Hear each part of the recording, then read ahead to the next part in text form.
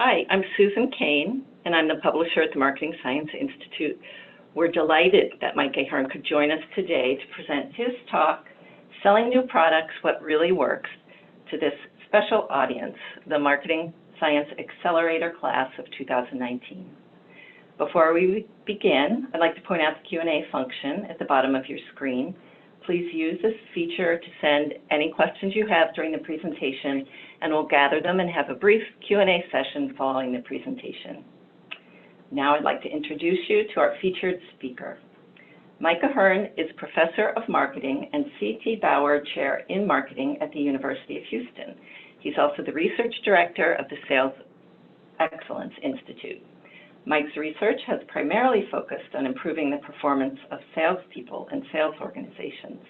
He's published many articles in leading journals and was recently recognized by the American Marketing Association as one of the 10 most research productive scholars in the field of marketing.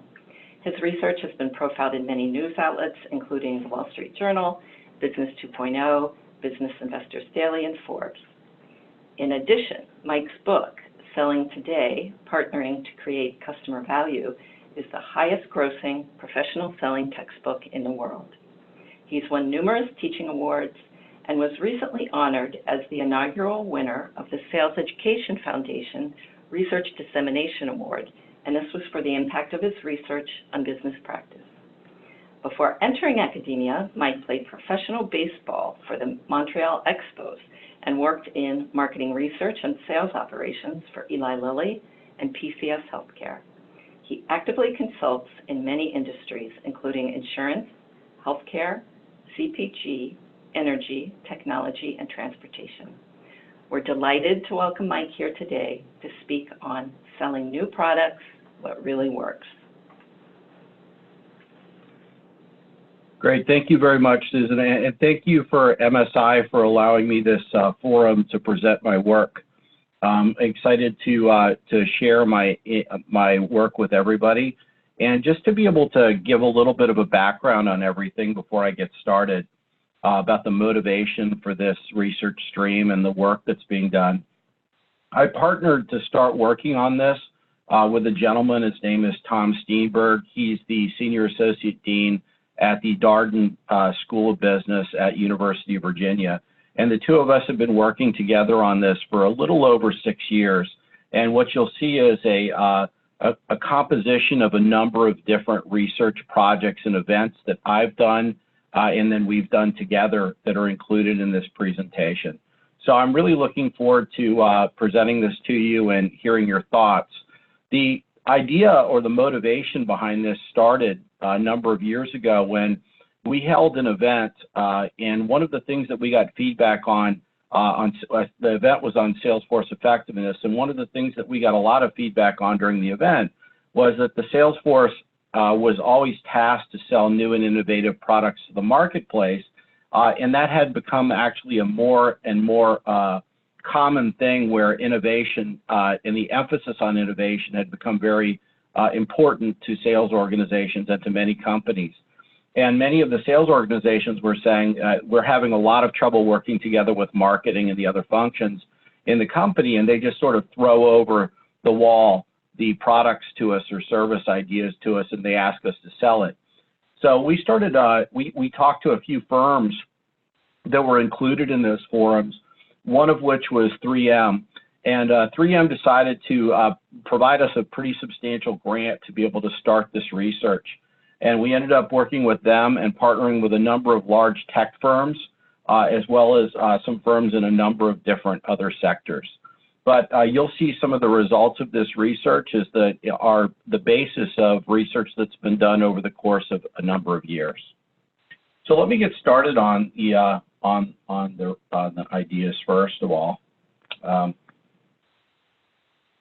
Okay, so if we look, the first slide I wanted to share with you is the idea of if we look at this was a study that was done by McKinsey, and this is really what started out sort of the motivation for what we were looking at. So this is a 2012 McKinsey Global Survey, and when we started looking into this phenomenon, like I mentioned 6 or 7 years ago, we saw here that if we looked at what are the biggest challenges faced by firms, 86% of CFOs and 72% of other C-suite executives were citing growth as their biggest strategic challenge.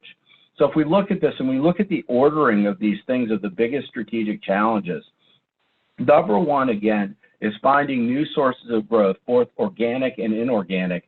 But what was really interesting is we saw that the number two challenge actually worked in the face of the number one challenge. So they were sort of opposing areas. Number two is balancing long-term strategy for growth with short-term strategy for earnings and investors. And that ended up coming to play as a big deal in what we did in our research. And so if you think about this, firms on one side really want to be able to grow organically, grow their business, be able to sell new products and expand market share. But at the same time, they're challenged with the idea that they need to make their earnings in this quarter or this time period. And managing those earnings are extremely important. So we're going to see this balancing act that firms are taking on, which is to manage and achieve their short-term objectives in the face of these long-term strategic objectives like building organic growth in the firm. So the idea was to really look across firms and across individuals to be able to see how are companies achieving this? How are marketing departments doing a better job? How are sales organizations working better on this? So I want to first go, before I get into the discussion, one of the things that we started to recognize is this evolution of changing strategies that I want to mention. And many of you have probably lived through some of these strategic changes as well. But I want to talk about the strategic emphasis of firms. If we look back about 30 years ago, if we think about what are the strategic mechanisms that happen within firms to make them excellent, we call this the era of efficiency. So this was the time when GE's Jack Welch was very famous. In fact, his idea was being able to make the lean and mean organization. So during this time period, we had systems reengineering, process management, downsizing, right sizing of organizations. So this era of efficiency was really all about making sure that we optimize our resources to be able to make ourselves as effective as possible. We look who the power players were during that time period in firms. In particular, if you do analysis on who was in the C-suite, who influenced the C-suite, the roles of industrial engineering or operations management or optimization individuals were huge in organizations. And it fit really the era of efficiency. Now we fast forward to about anywhere between 15 to 20 years ago, we started to see the uptick of the era of acquisition. So during that time period, we saw takeovers, mergers, leverage buyouts. Really what the idea was is to be able to look outside, to be able to pull in capability, to be able to make our firm more effective and to expand our offerings or to be able to expand market ownership. And if we look at that continued up until recently, and it's still sort of transitioning to this era that we would call the organic growth era. But during the era of acquisition, the power players in firms tended to be, if you looked at the C-suite, the finance, the accounting functions, a lot of these quantitative functions that manage the financial elements of the firm itself.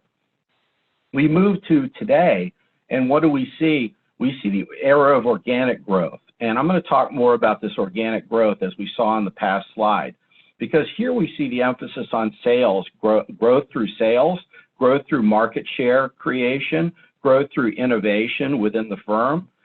So achieving this organic growth is a challenging thing, but firms, when you look at them, they cite this as their strategy. So many of you, if I did a poll across, you would probably come back and say, our firms talk about organic growth regularly. It's actually very common.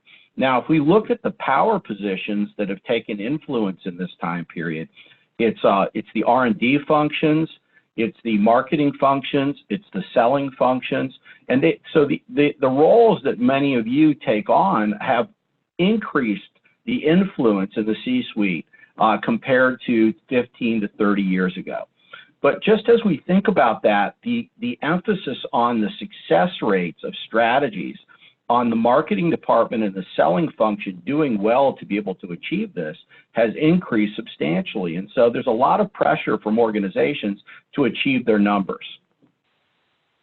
So if we think about this idea of organic growth, this is a cite from The Economist, and The Economist says, business strategies are turning to organic growth as outselling the competition becomes the new success mantra for many leading companies. So if we look at this, organic growth is the process of expansion by increasing output, not only from really from our existing business. So there's actually two core mechanisms that we think about when we think about achieving organic growth. The first one is the building of market share and profitability by taking the best business from our competition. Now, not just any business, because we don't want to take unprofitable business. We only want to take profitable and the best business from our competition. That is extremely challenging because one thing that we know from the recent trends and research is the amount of competition has increased substantially in almost every industry. The number of competitors has increased in most industries, and the degree of competition has increased. So building market share and actually stealing business from our top competitors is very challenging. So if we look at the other side of the equation to be able to take care of this as well, the other element, it's creating and selling innovative products and service to the marketplace. So one of the things that we're going to see as a trend here is that many firms think that they're capable of creating and selling innovative services, but they have a big challenge with it. When we start talking about how to implement what really happens, this becomes very challenging. But if you look at these two, many firms are opting they're thinking that they might be able to achieve a little bit of number one, but the most of the emphasis is going on number two, which is to create innovation and bring innovation to market that allows us to achieve this organic growth that our firm is looking for. So this is I just want to, as we profile things, this is a McKinsey report from 2018. And in here, I thought this was really interesting when I saw this last year, because it looks at revenue growth of S&P 500 firms. And it looks at whether the growth comes from the most organic or the least organic sources, if you break it up into the two. So the source is either organic or non-organic. And if we look at this, if we look at the bottom third of S&P firms as far as growth, there's pretty much a balanced degree of growth coming from the least and the most. But as we move up to the top third, the ones that are the most successful, those firms are achieving most of their growth from organic, and the proportion of their growth that's coming from organic is much higher than in the middle third and the bottom third. So we wanted to ask ourselves, what are those firms that are doing it best actually doing? How are they achieving this organic growth, and what are those things that are making them successful? So the next thing we wanted to look at is and this is a PwC study that came out in 2019, and what it did is it just basically summarized the amount of global R&D spend that happens in billions, and it compared in real dollars the 2008 spend to the 2018 spend.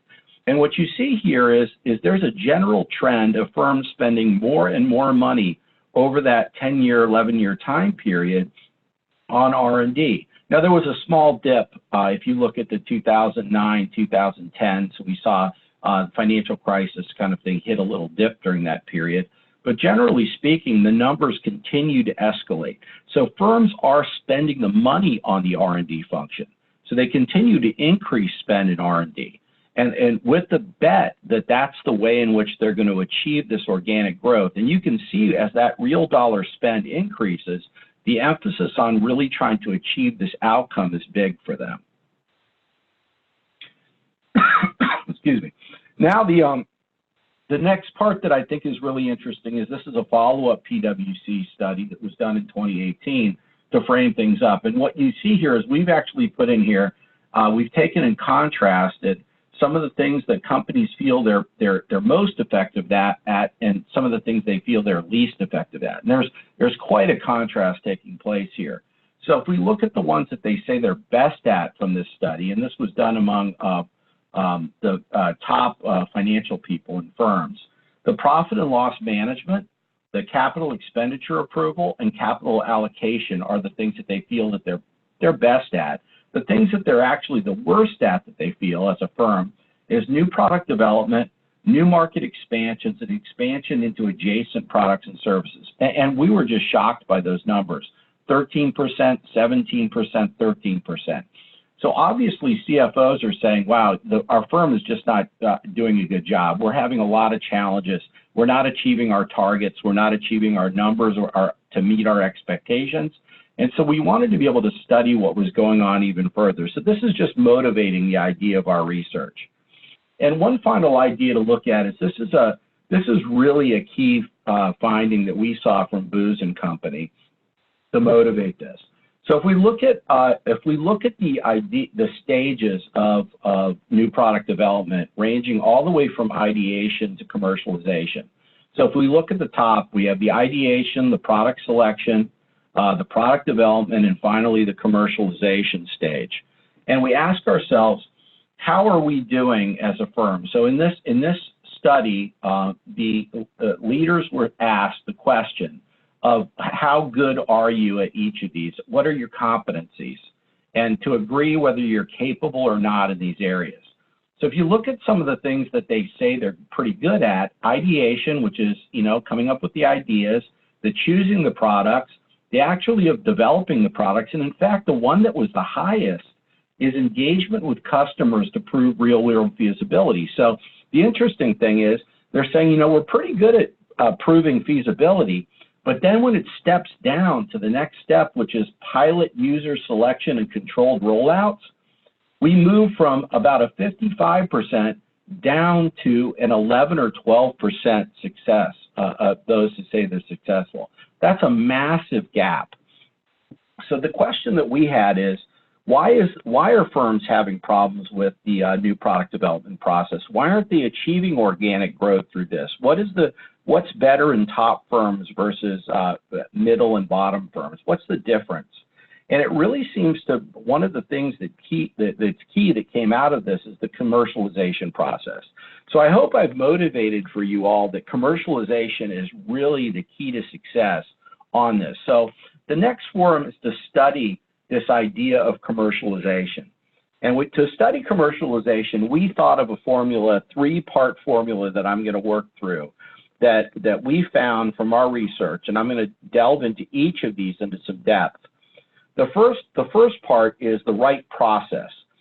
So you have to have the right sales process to engage your customers and prospects to be able to sell that innovation into the marketplace. And we'll talk about this gap in the process that salespeople use and the marketing function supports and the process that actually is successful.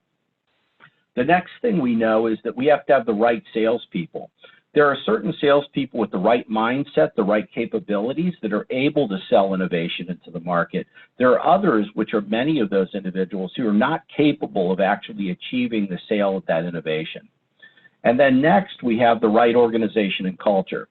We know from our research that there are many organizations that many of the things they do from a tactical perspective inhibit the ability of salespeople and marketing functions to actually actively and effectively support the launch of new innovation to the marketplace. So let me walk through stepwise each of these and introduce to you some of the research that we did on each of these topics to talk about this launching innovation into the marketplace. So let's first start with the process element. That is, again, the process by which what we're looking at is the process of customer engagement that allows us to sell this product into the marketplace. How does the marketing function and the selling function work to be able to engage customers to sell to the market? Now, a lot of what I'm going to be talking about here is going to be very B2B type of focus, although this has very relevant emphasis on the B2C as well, but you'll see it because of course there are different approach strategies for B2B and B2C.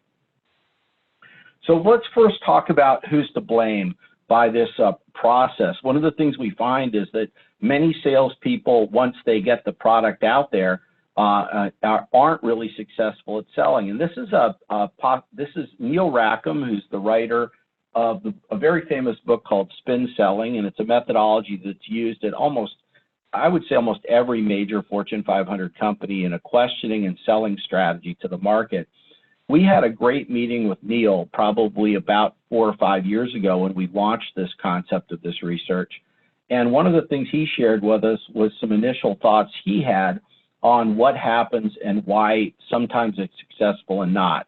And it allowed us to spark some ideas around this process area. And a lot of it had to do with the way marketing and sales engage with each other at the time that the product is launched into the marketplace. Sales often perceives that marketing and the R&D group just takes that product and gives them a little bit of information and throws it over the wall to them and has them sell. So let's talk about what we did. We audited for a number of different companies that process by which product is launched from the organization into the sales force. So what happens typically, we saw this in many companies. So first, marketing prepares an exciting bells and whistles launch. So say this is one of the feature or big products that's going to go out there. Marketing develops this big bells and whistles launch, often puts together a really interesting PowerPoint presentation, demo, maybe some videos around things and stuff like this on some of their top products that they're going to launch. And after that, they go out to the sales force, and then they, at this point, sorry, my build isn't working effectively.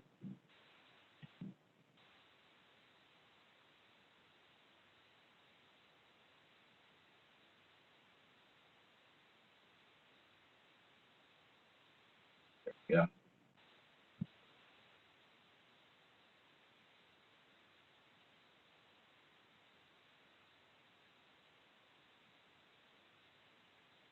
So marketing, marketing goes out to the sales force, and they launch an exciting bells and whistles launch, and they go out there and they say in this big meeting, and yet another feature of this wonderful product is.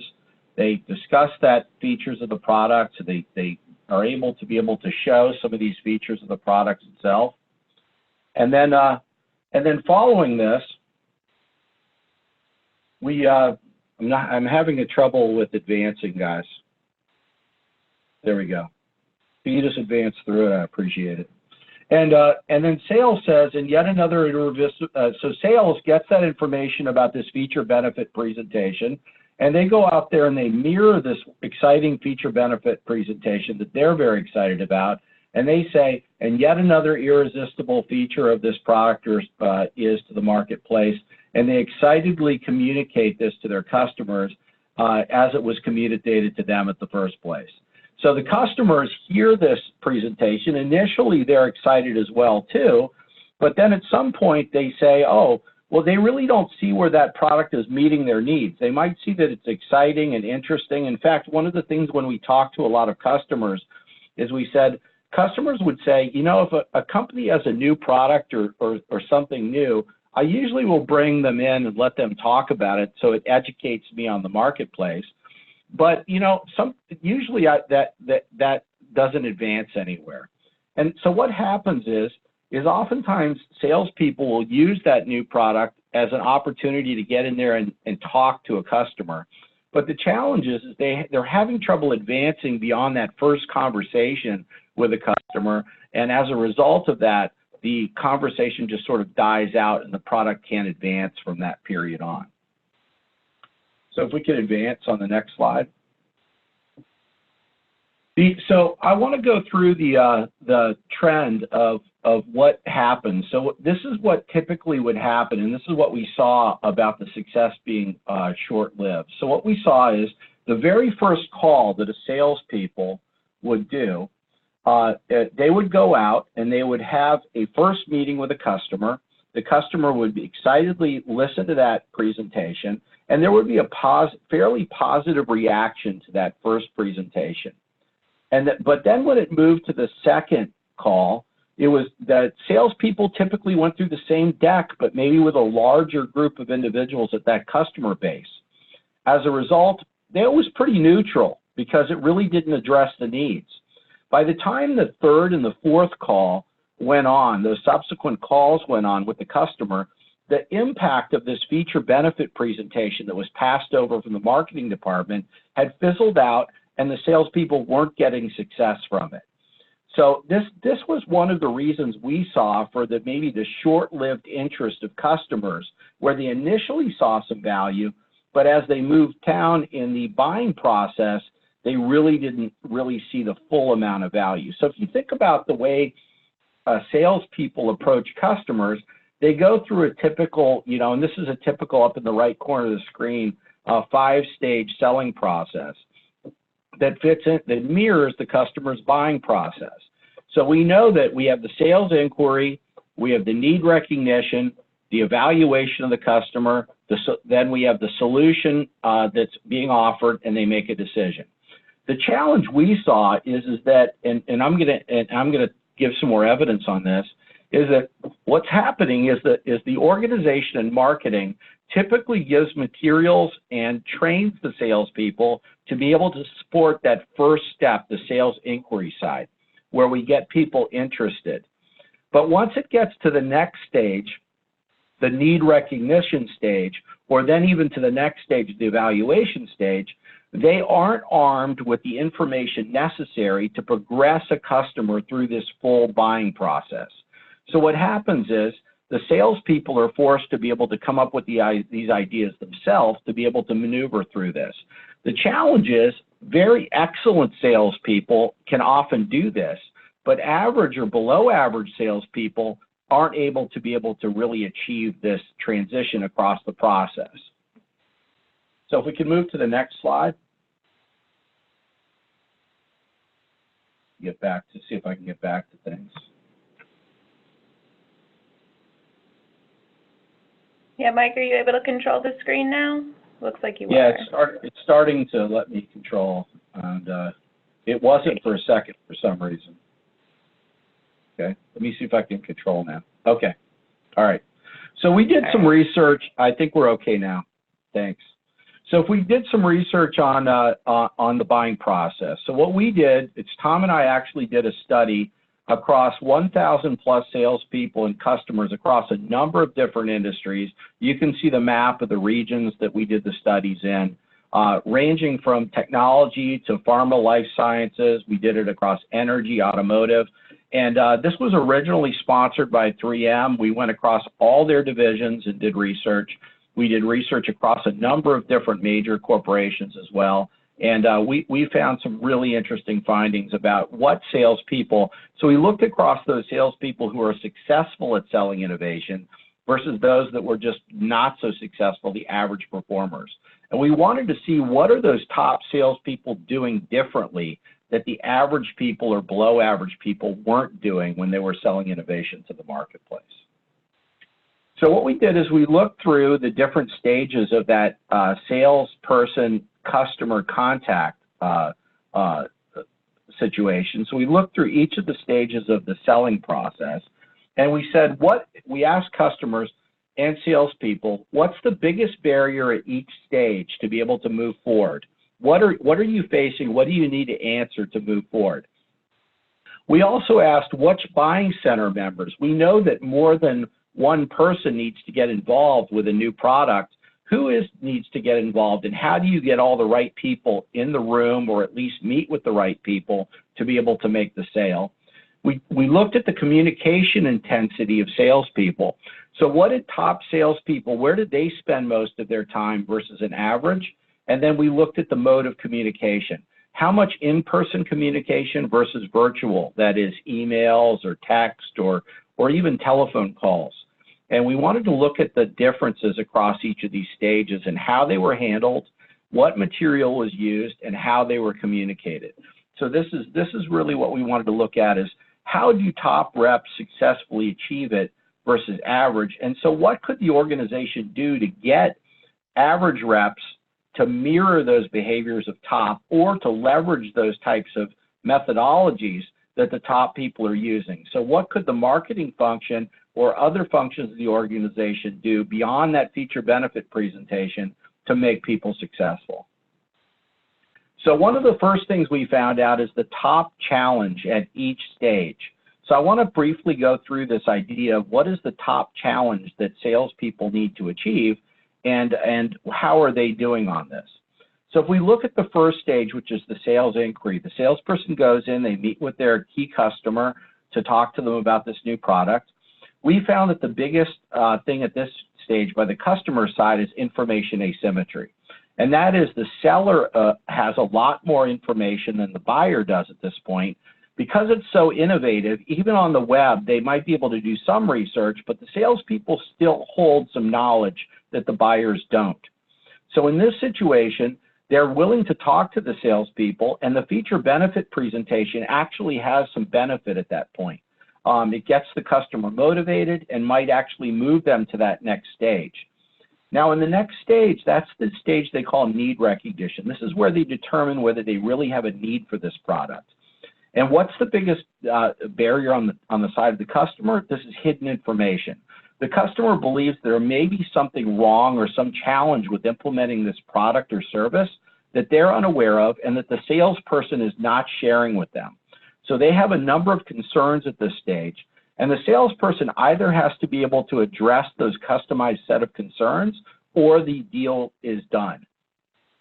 If we move past that need recognition stage and next to the evaluation stage, that is where we're evaluating the offering, this is a lack of knowledge situation. So what happens is, because others in the organization start to become involved at the buyer side, they lack the knowledge necessary to be able to make the adequate sell to the engineering functions or to the other tech functions of their own internal organization to be able to get that organization motivated to progress forward with its new and innovative solution.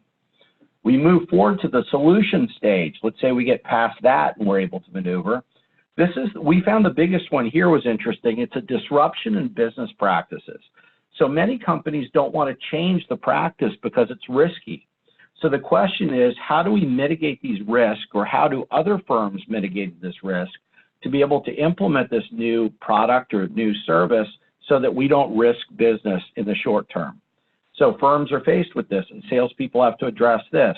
And then the final stage, which is the decision, they have to get past a switching cost concern, which is, what is it going to cost us immediately, and how fast will we get a return on investment by making this switch to this new and innovative offering?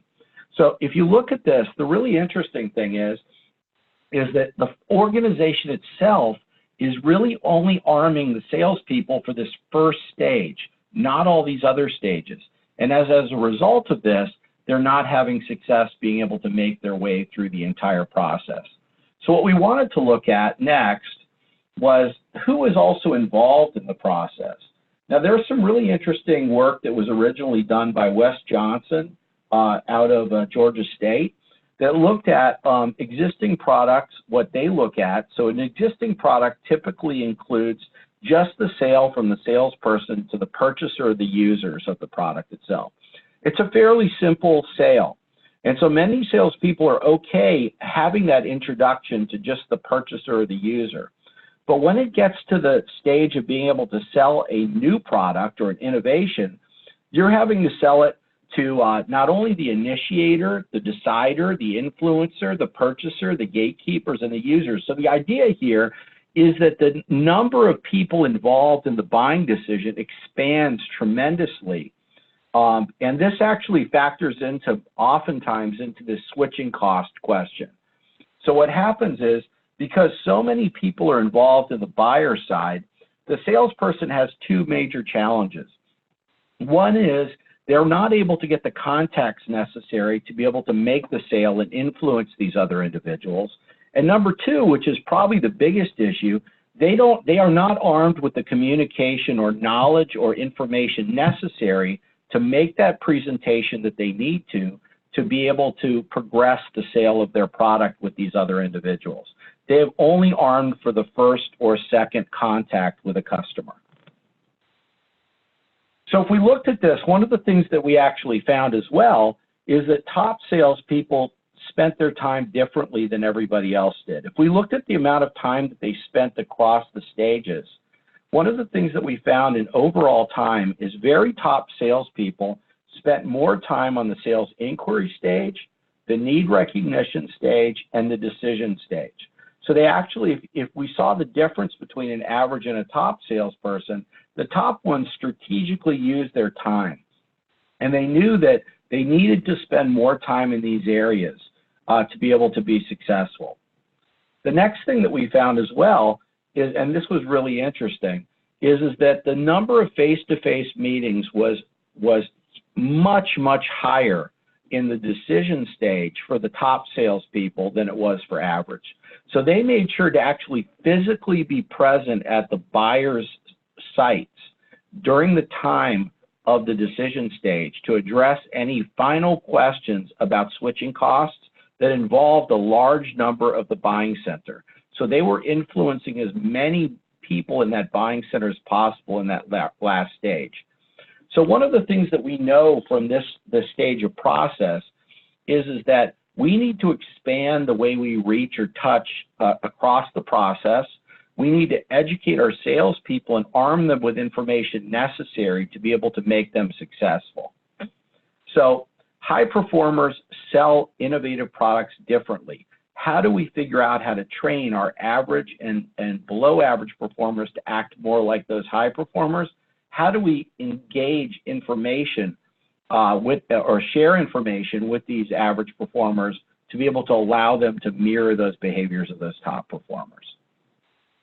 So I want you to think about any questions or comments about processes or best practices. We're going to take those at the end, but if you could be thinking or noting to yourself anything you have on this side, I will address that question at the end of the presentation. So let's next move to the people side, which is the next side, which is, remember we asked, is there anything that different about salespeople that can successfully sell products for those who can't successfully sell innovations in the market?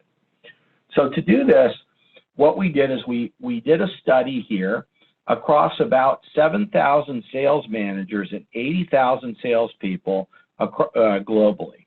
And you can see the composition of industry. It was 1/3 of it was healthcare, but we actually touched many other industries, and we did some benchmarking research across a number of industries that allowed us to do a benchmark study with firms to be able to see how good is your firm's salespeople versus salespeople in other companies. What are some of their gaps and capabilities that are stopping them from selling new and innovative products? I'm going to share with you a glimpse of some of this research, but this was very helpful in us identifying with some major firms what are the hiring and training needs necessary to be able to achieve the sale of new and innovative products to the market. So one of the first things we looked at is if you look at the distribution of any sales organization, you're going to have some stars, some core performers, and laggards. Some stars are the ones that beat their numbers and achieve their numbers all the time.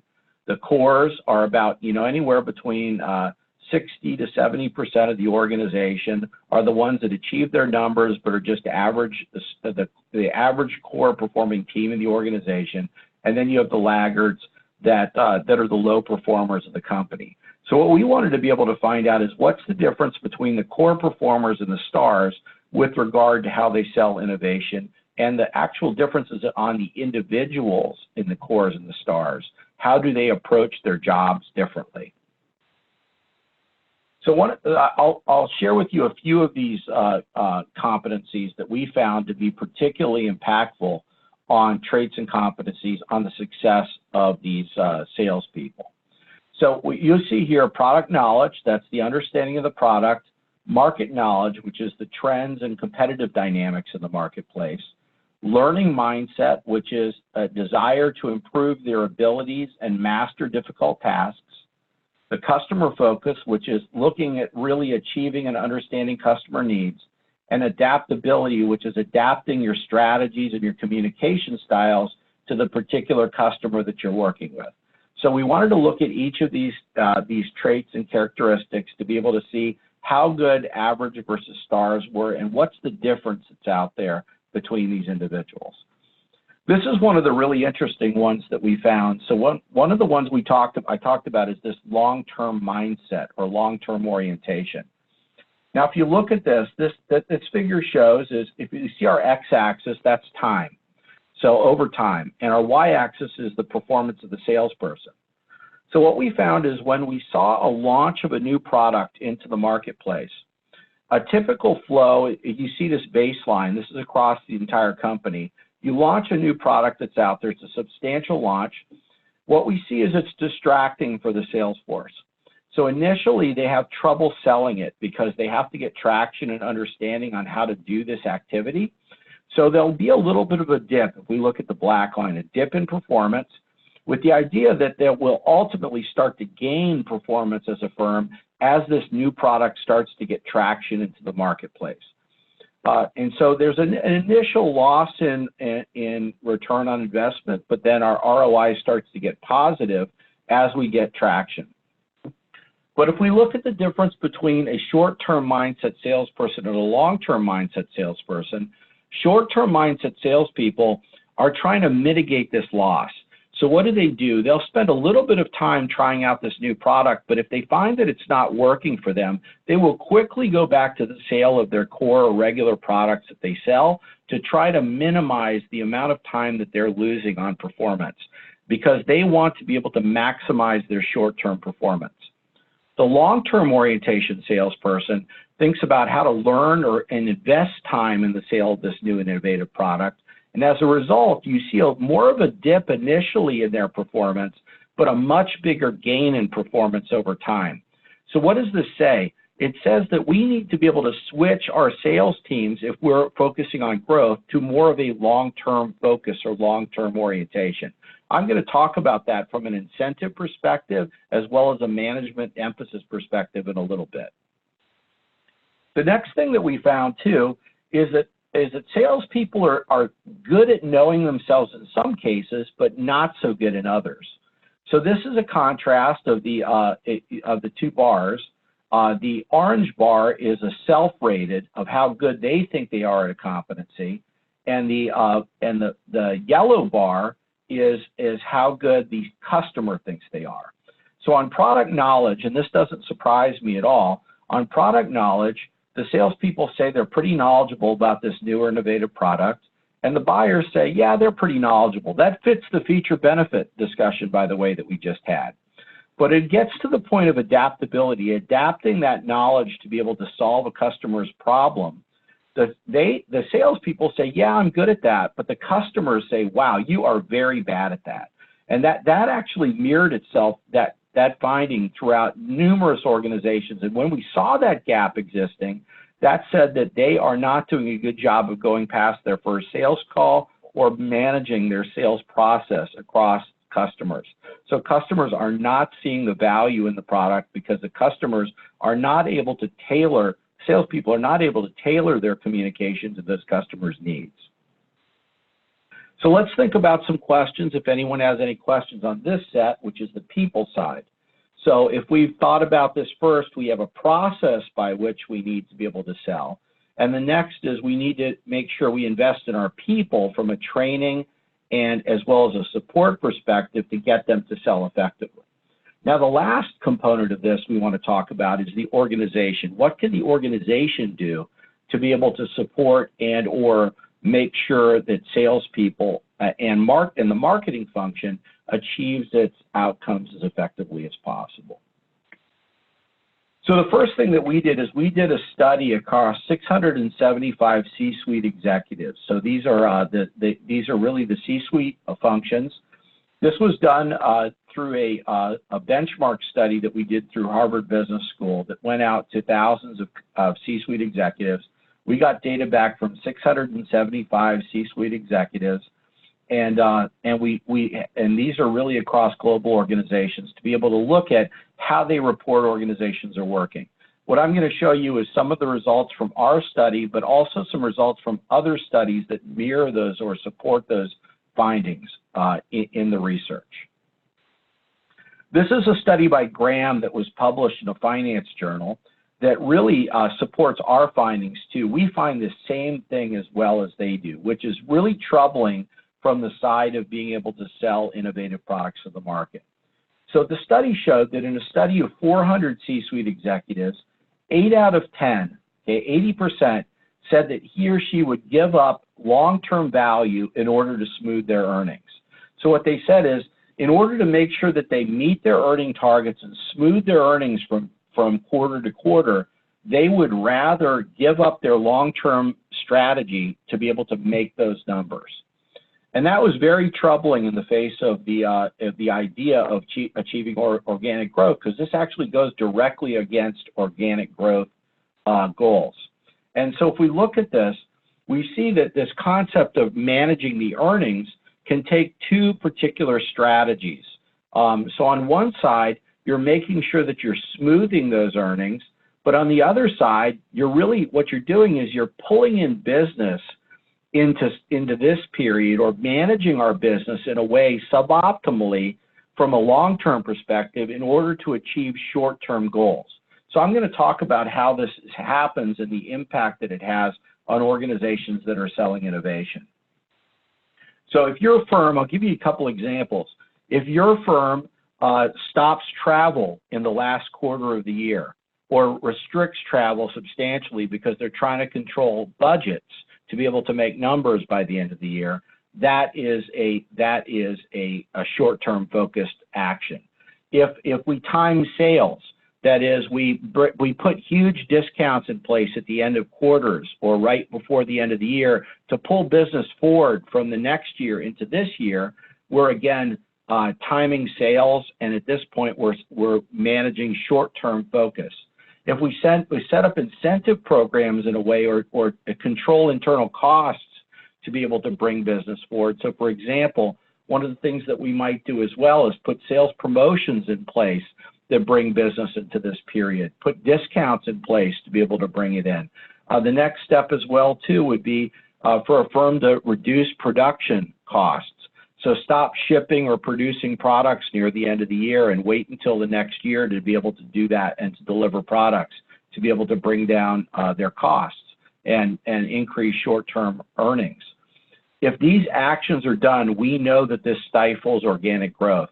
So one of the things that we saw is the firms that are most successful are not engaging in these types of behaviors, because what does it do? It stops salespeople and it stops the selling function from being able to achieve at its full success rate, and that's very problematic. The next thing that we know that firms did, even though they did this earnings management, is I did a study that I published in this is a case study that I published at Harvard called Siemens AG, and what we did is we studied Siemens across all their different divisions, and we looked at their key account management actions versus their regular sales actions in their firm.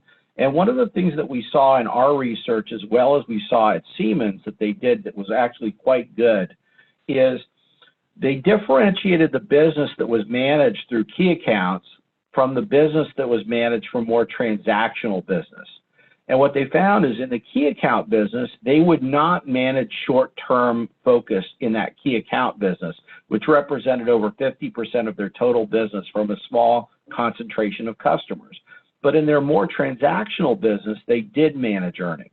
By doing this, of focusing the key accounts and doing less earnings management on key accounts and more of it on the transactional business, they're able to more successfully balance out this long-term focus and be able to be successful with the sale of innovation to the marketplace. One of the next things that we found out in our research is organizations that were most successful in achieving the sale of innovation focused a lot of their effort on educating middle managers. That is, instead of training salespeople directly to be able to sell innovation and skipping the managers, they really involved the frontline sales management team. That is, that the marketing function and the training function work specifically with the frontline sales management team to get them on board the selling of this innovation to the market.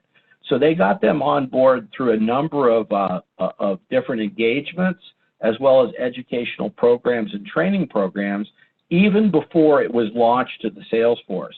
As a result, those frontline managers not only helped those salespeople to emphasize the sale of that product, but they also helped in the training and engagement of those salespeople in the way that they work with those customers.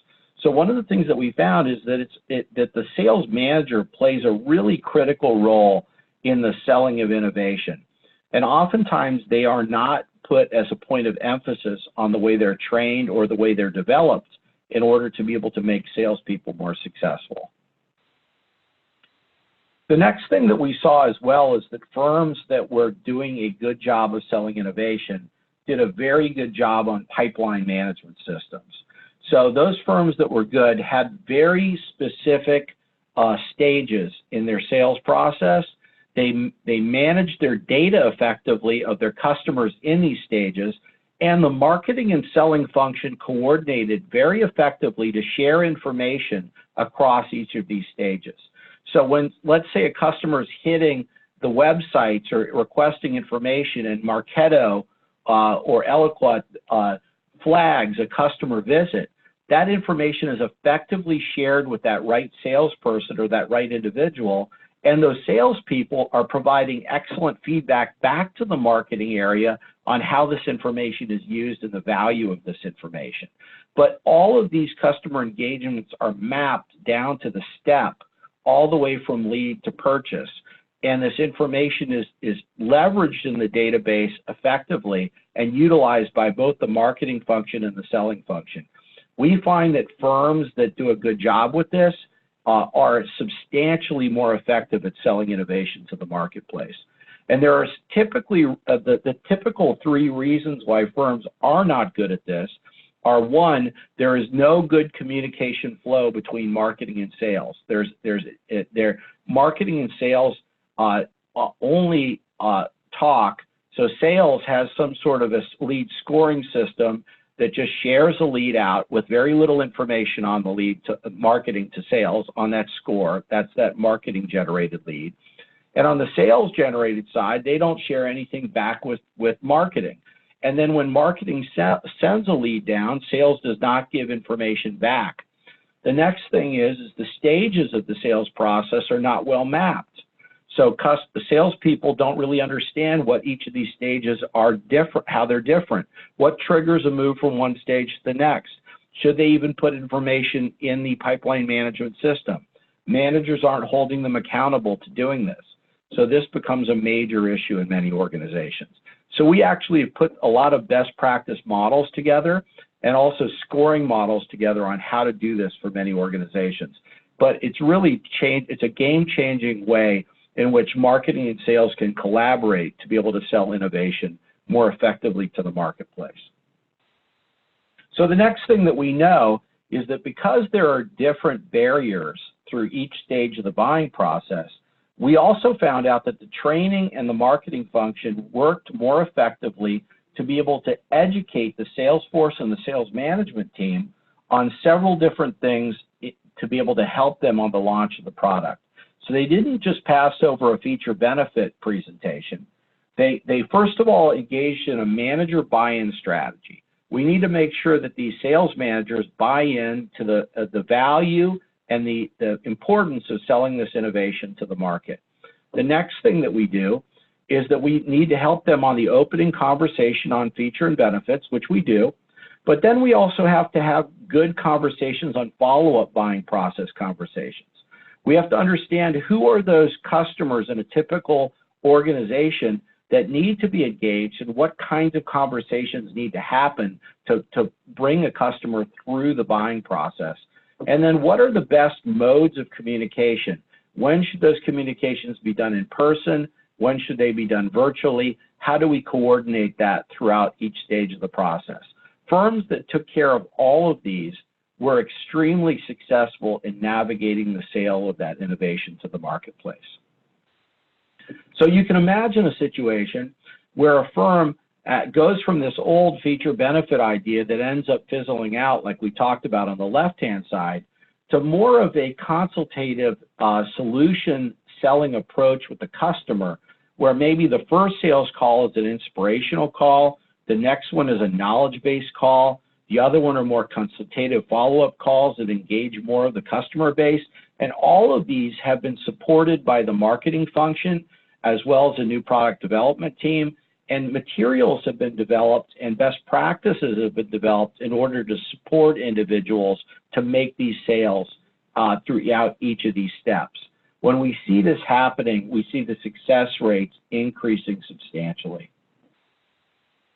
The last thing that I want to bring up too is the concept of incentives. We know that salespeople need to be incentivized to have more of a long-term focus to sell innovation.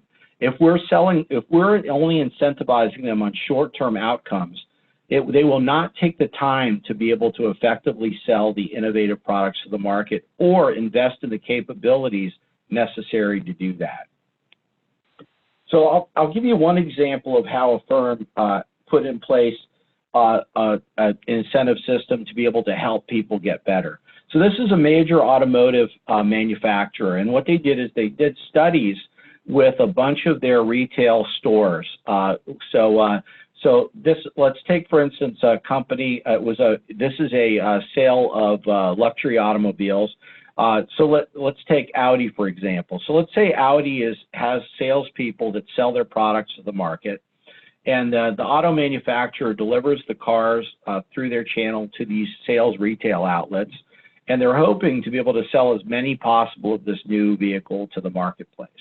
So let's take Audi. Let's say that they came out with this new Audi A6 sedan, and they've given a bunch of them they've launched a ton of these out into the marketplace, and the retail salespeople are tasked with selling this Audi A6. Now, one of the things that they found is they studied, so these luxury auto dealers or manufacturers studied the process by which salespeople sell new and innovative products to the market. Now, one of the things that they found is that they looked at those salespeople. So if you look in a typical auto luxury store, a top salesperson may sell 20 plus cars a month. An average salespeople or core salesperson maybe about 12, and a low performer or laggard would sell less than 10, maybe eight cars a month. So their question was, what do the 20 plus people do differently than those 14 car a month people? And how do they sell these new products differently when customers come in? So what they did is they studied them, and they have studied the process by which they sell. And that's what I was talking about earlier, the process by which they sell. So they ended up finding out there were 5 major things that salespeople did differently when they sold these top salespeople than the average. I'll talk about one. One of the things they did differently is you go in to buy an Audi A6, and it's a brand new innovative Audi A6 that came out this year. An average salesperson, when they meet you at the door, and you tell them, I'm interested in this Audi A6, they'll show it to you. But unless you ask them to drive it for some time, but if you say that you're interested in buying, they're going to do their best to get you to their table and try to sell you on that car as quickly as possible. They don't want you to leave that store. In fact, they'll try to put you in a headlock to keep you there until you buy that car. Now, a top salesperson, they will spend a lot of time with you with that vehicle, showing you all the details of it, actually taking you on a test ride of that vehicle, bringing you through, even showing you some of the other options before they bring you back to the table and negotiate with you. As a result of that, what we see is not only is their close rate higher on that vehicle, but the probability that those customers come back and get their car serviced at that dealership, as well as buy supporting services from that dealership, increases substantially. So that customer becomes far more profitable and is more likely to buy that vehicle. So one of the things that the company did is instead of putting in place a contest on the Audi A6s, let's say they have a bunch of them in stock, that says whoever sells the most Audi A6s this month will win a prize. Because if they did that, it's pretty predictable who's going to win. I could almost guarantee that they would guess the 1 or 2 people that would win. So instead, the contest was a behavior-based contest. It's based on behaviors. So it said, who can test drive the most Audi A6s this month? Now, it's possible that those same stars still win, but the average performers have almost as strong a chance of winning. And in fact, what we saw is the average performers spent way more time on test drives with customers with these new Audi A6s or new cars.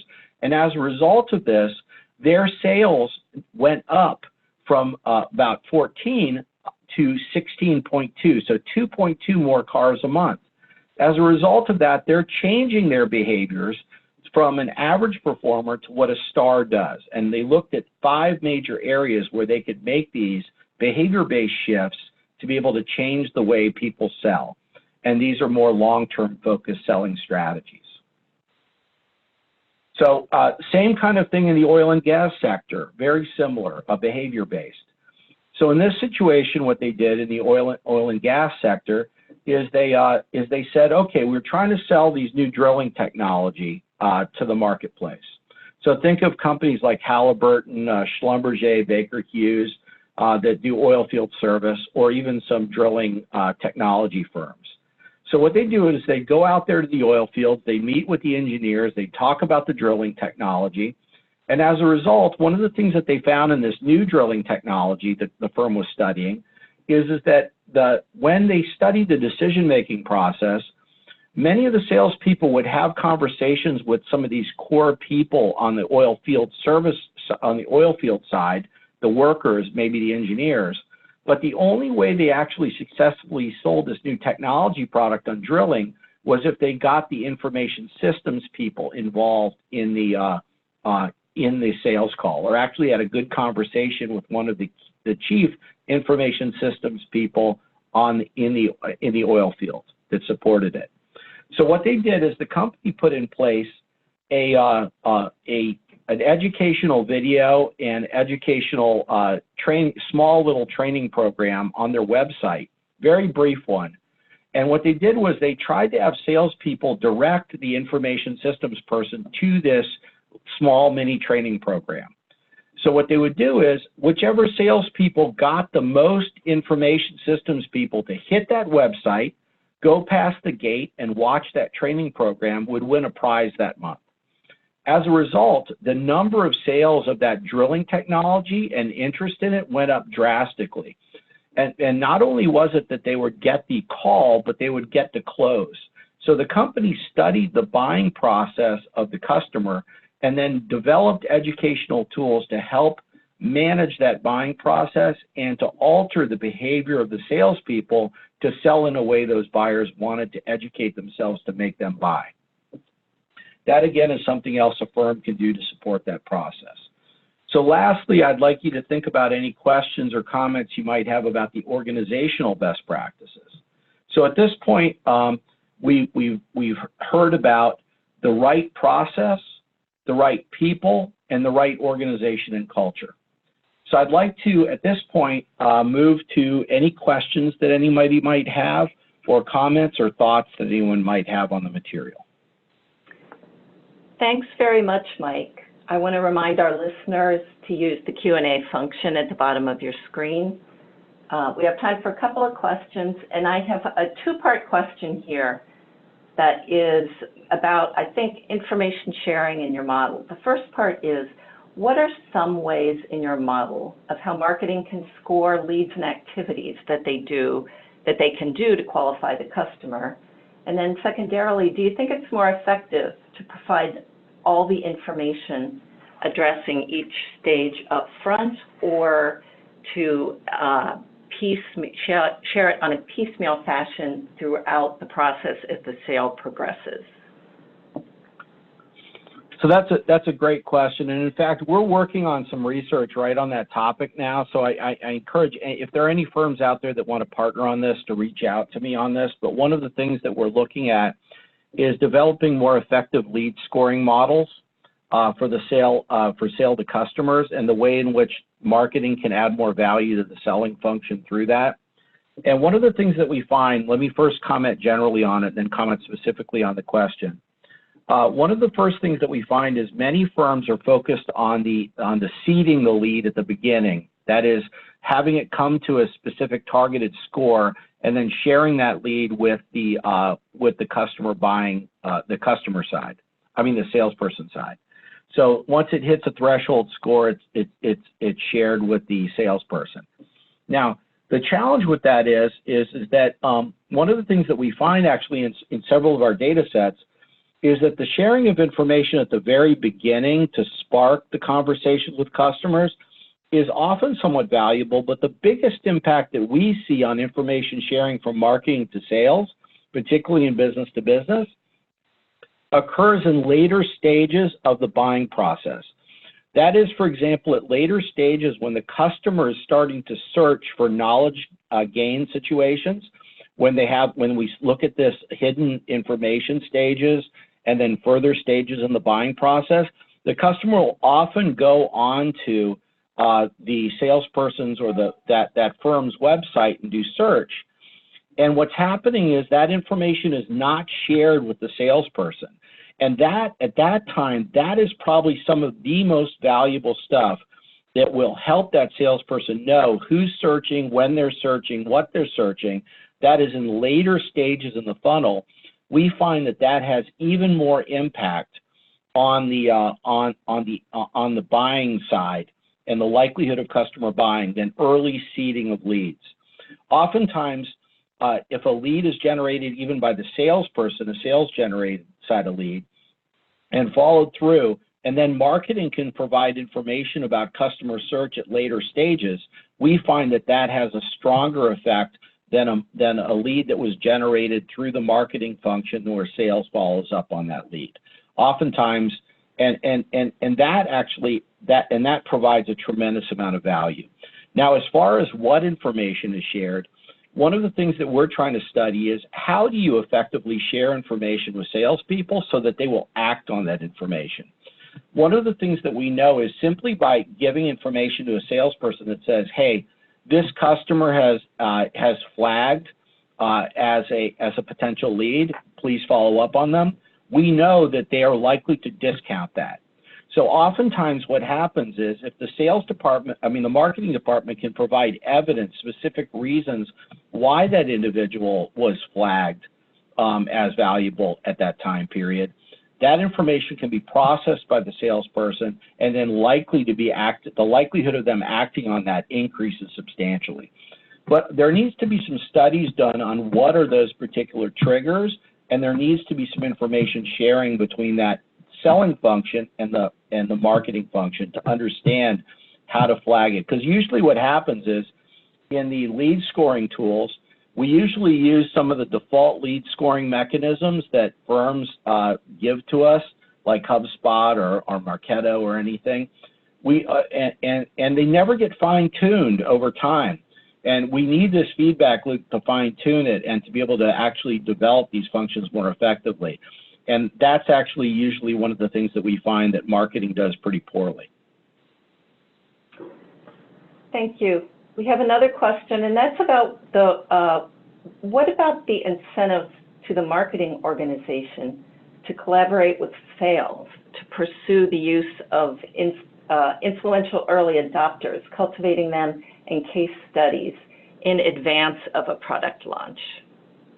So I think this is really about Yeah, I think that's terrific. I mean, I think one of the challenges that we often have in the marketing side and in the sales side is the two sides communicating to see where the biggest value can created through synergies.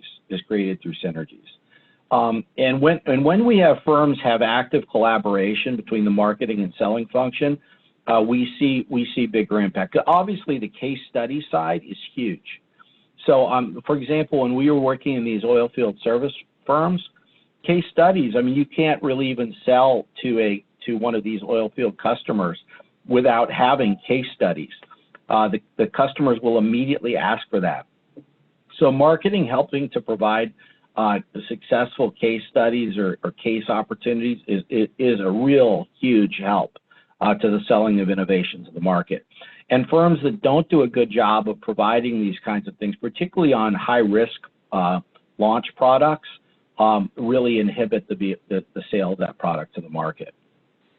So I think that's a great insight, and I think marketing can provide huge benefits through that.